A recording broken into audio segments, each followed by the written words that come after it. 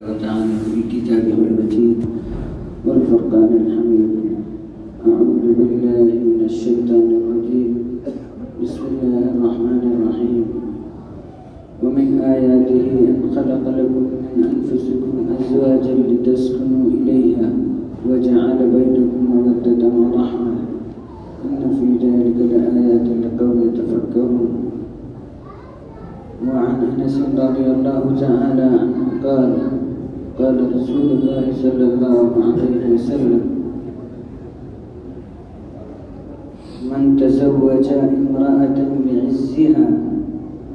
لم يزله الله إلا ذلا، ومن تزوج امرأة لمالها لم يزله الله إلا فقرا، أو كما قال عليه الصلاة والتسليم. معزز بزرگ اور دوستو اور نوجوان عزیز ساتھیوں، پچھلے چند ہفتوں سے نکاح اور نکاح کی سادگی سے مسائل اور تحقیقات آپ حضرات کے سامنے آ رہے تھے، لہذا اس میں تو آپ نے یہ سمجھنے کی کوشش ضرور کی ہوگی کہ نکاح کے اندر سادگی ہی بہتر ہے، اور نکاح کے اندر اللہ اور اس کے رسول پاک صلی اللہ علیہ وسلم کا کیا حکم ہے اس کو اپنانا ہی کامیابی ہے، اور نکاح کے اندر خوبی، نکاح کے اندر بہتری اور نکاح کے اندر کامیابیوں کو اگر لانا ہے تو بس وہی نکاح کرنا ہے جو حضرت رسول کریم علیہ الصلوۃ والتسلیم نے کیا، حضرات صحابہ کرام رضوان اللہ تعالیٰ علیہم اجمعین نے کیا، اور تابعین تبع تابعین اور علماء امت نے جو نکاح کیے، اسی نکاح کے ذریعے سے ہمارے بچہ اور بچیوں کے لیے خیر اور برکتیں اور ان کی زندگیاں جنت نشان زندگیاں بنیں گی۔ بدائے ثنائی کے اندر ایک فقہی عبارت ہے: ان الاشتغال بالنکاح مع اداء الفرض والنوافل افضل من التخلی لنوافل العبادات۔ اس میں یہ بیان ہے کہ نکاح کرنا نفل عبادت سے زیادہ بہتر اور افضل ہے۔ فرائض میں تو کوئی کٹوتی ممکن نہیں اور کٹوتی چلے گی بھی نہیں، لیکن اگر نکاح کرنا اور نفل عبادت کرنا، ان دونوں میں جب کمپٹیشن کرایا جائے گا، ان دونوں میں جب تقابل کرایا جائے گا تو نکاح زیادہ افضل ہوگا نفلی عبادتوں سے۔ حدیث شریف میں جناب رسول پاک علیہ الصلوۃ والتسلیم نے ارشاد فرمایا: اذا تزوج العبد فقد استكمل نصف الایمان فلیتق اللہ نصف الباقی۔ یہ حدیث ہے، حضرت رسول کریم علیہ الصلوۃ والتسلیم نے ارشاد فرمایا جب انسان جب آدمی نکاح کر لیتا ہے تو وہ کم سے کم اپنے نصف ایمان کو تو محفوظ کر لیتا ہے، نصف ایمان تو کمپلیٹ و مکمل ہوا نکاح کے ذریعے سے۔ اب جو باقی نصف ہے اس کے سلسلے میں اللہ تبارک تعالیٰ سے ڈرتے رہنا چاہیے، تو اس طریقے سے ایمان مکمل اور کمپلیٹ ہو گیا۔ یہی امید ہے، اور تمام مسلمانوں کے لیے، تمام ایمان والوں کے لیے، مومنین کے لیے یہی ہو جانا چاہیے۔ آمین کہنے میں آپ حضرات بخل پر رکھتے ہیں۔ اللہ پاک ہم سب کے ایمان کو کمپلیٹ اور مکمل فرمائے۔ میرے معزز بزرگ اور دوستو، نکاح کے لیے کیا ضروری ہے اور کن چیزوں سے نکاح ہو جاتا ہے؟ پیچھے جو توضیحات آپ حضرات کے سامنے آئی، جو خطابات اور بیانات جو آپ حضرات کے سامنے آئے، اس میں تو آپ یہ سمجھ گئے کہ نکاح کے لیے بہت لمبے چوڑے مال دولت، دنیاوی مال و اسباب کی ضرورت نہیں، اور ہمارے بچہ اور بچیوں کی نکاحوں میں جو تاخیر ہوتی ہے وہ اس وجہ سے ہوتی ہے کہ بہت لمبے چوڑے مال دولت اور اسباب وسائل اور ذرائع کے سلسلے میں وہ سوچتے رہتے ہیں، فکر کرتے رہتے ہیں کہ وہ اتنا ہو جائے، یہ ہو جائے، بس وہ کب ہوا کہ نہ ہوا، بچوں کے نکاح میں تاخیر ضرور ہو گئی۔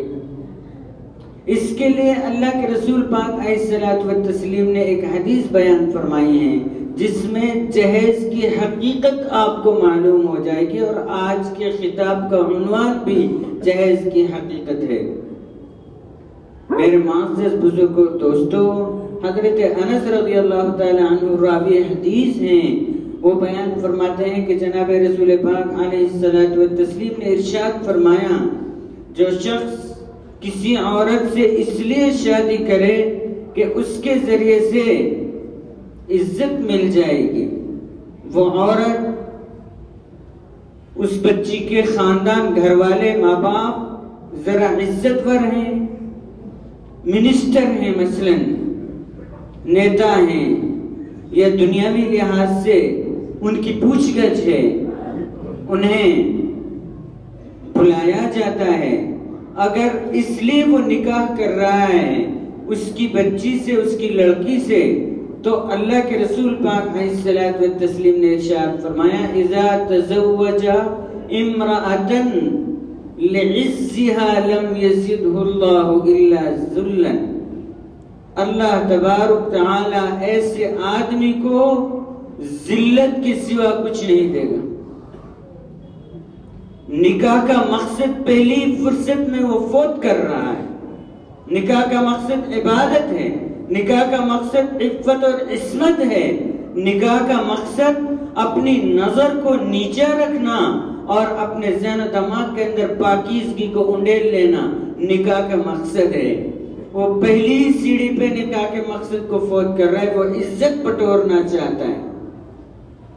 عزت کے سلسلے میں تو آپ کو معلوم ہونا چاہیے، اللہ تبارک تعالیٰ نے قرآن کریم میں بیان فرمایا ہے، وَلِلَّهِ الْعِزَّةُ وَلِرَسُولِهِ وَلِلْمُؤْمِنِينَ، عزت تو اللہ کے لیے، اللہ کے رسول کے لیے، مومنوں کے لیے ہے، لیکن مومن اپنا ایمان اس عزت کے عوض بیچنا چاہتا ہے جس عزت کو وہ جھوٹے طور پر وصول کر رہا ہے۔ لم يزده اللہ الا ذلا، ایسے شخص کو ذلت کے سوا کچھ نہیں مل سکتا، اللہ پاک اس کو ذلت دے گا۔ حدیث میں اور جہیز کی حقیقت ملاحظہ فرمائیں، من تزوج امرأة لمالها لم يزده اللہ الا فقرا، اگر کوئی شخص کسی عورت سے اس طور پر اس لیے نکاح کر رہا ہے کہ اس کے ذریعے سے اس کے پاس مال آ جائے گا، بڑے پیسے والے لوگ ہیں، لڑکی بڑے پیسے والے لوگوں کی ہے، بڑا مال آ جائے گا، کار، کوٹھی، بلڈنگیں اور بڑی نقدی اور بہت ساری چیزیں اپنے نام ہو جائیں گی، مال بٹور لیا جائے گا۔ حدیث شریف میں رسول پاک علیہ الصلوۃ والتسلیم نے ارشاد فرمایا، لم یزدہ اللہ الا فقرا، اس کو اللہ تبارک تعالی فقر و فاقے کے علاوہ کچھ نہیں دے گا۔ اچھا آپ سے ہی بتائیے، بہت سے لوگ میری نظر میں ایسے ہیں، آپ کی نظر میں اور زیادہ ہوں گے، وہ بچہ کی شادی کی اور بچے کی شادی کی بہت ہی کر و فر کے ساتھ، بہت ہی شان شوکت کے ساتھ، بڑا پیسہ خرچ کیا، بڑا پیسہ لٹایا اور پانی کی طرح سے پیسہ بہایا گیا، اس کے بعد حالات بہت خراب ہو گئے، بے چینیاں ان کے حصے میں آ گئی، فقر و فاقے نے ان کی دہلیز پر قدم رکھ دیا اور ان کے دروازے کو کھٹکھٹا دیا. اب وہ کیا کہہ رہے پتہ ہے؟ چونکہ یہ حدیث ان کے سامنے نہیں ہے، ان کے سامنے وہ باتیں تھی اصل میں وہ ایسے ویسے شادی کی تھی اور بہت یہ اور اس طریقے سے اور اس طریقے سے نظر لگ گئی اور یہ ہو گیا. وہ بڑا جب سے شادی کی ہے نا، وہ بس جب سے وہ بچی کی جب سے شادی کی ہے نا، بس جب سے ایسے ہوا ہے. ٹھیک ہے نظر لگ سکتی ہے، العین حق، یہ بھی حدیث ہے، نظر تو لگ سکتی ہے، نظر کا لگ جانا حق ہے، لیکن حدیث کے پس منظر میں جائیے. اللہ کے رسول پاک علیہ الصلوۃ والتسلیم نے تو پہلے ارشاد فرما دیا لم یزدہ اللہ الا فقرا. جو لڑکے کے مال کی وجہ سے لڑکی کی شادی کرے گا، جو لڑکی کے مال کی وجہ سے لڑکے کی شادی کرے گا، لم یزدہ اللہ الا فقرا، انہیں فقر و فاقے کے سوا کچھ نہیں ملے گا. یہ رسول پاک علیہ الصلوۃ والتسلیم کی حدیث ہے. رسول پاک علیہ الصلوۃ والتسلیم کی حدیث کبھی نہ جھوٹی ہوئی نہ جھوٹی ہو سکتی. وما ينطق عن الهوى ان هو الا وحی یوحى.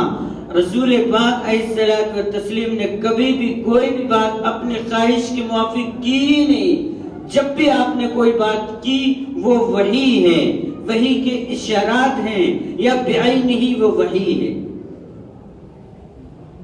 تو میرے معزز بزرگوں دوستو، ماحول کو کہاں لے جایا جا رہا ہے، کس ماحول میں جینے کی کوشش کر رہے ہیں. جہیز کی حقیقت آپ سمجھ گئے، اس سے زیادہ جہیز کی حقیقت نہیں ہے. اگر کوئی جہیز چاہتا ہے، جہیز میں عزت مل جائے، جہیز میں مال مل جائے، جہیز میں کار مل جائے، جہیز میں کوٹھی مل جائے، جہیز میں بلڈنگیں مل جائیں، جہیز میں نقدی مل جائے، پلاٹ مل جائے، فلیٹ مل جائے، تو لم یزدہ اللہ الا فقرا. اس کے بعد رسول پاک علیہ الصلوۃ والتسلیم نے ارشاد فرمایا ہے اس کو فقر و فاقہ ملے گا، اس کو فقیری ملے گی. کسی لڑکی والے کو ستا رہا ہے، کسی لڑکی والے کے نیندوں کو غارت کر رہا ہے، اس کے سکون کو غارت کرنے کی کوشش کر رہا ہے.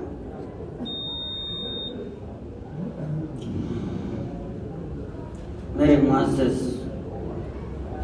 میرے پیارے دوستو، آپ نے اور ہم نے اس بات کو سوچنا ہوگا، سمجھنا ہوگا اور عمل کرنا ہوگا. اللہ تبارک تعالی ہم سب کو خوب سے خوب تر عمل کی توفیق نصیب فرمائے.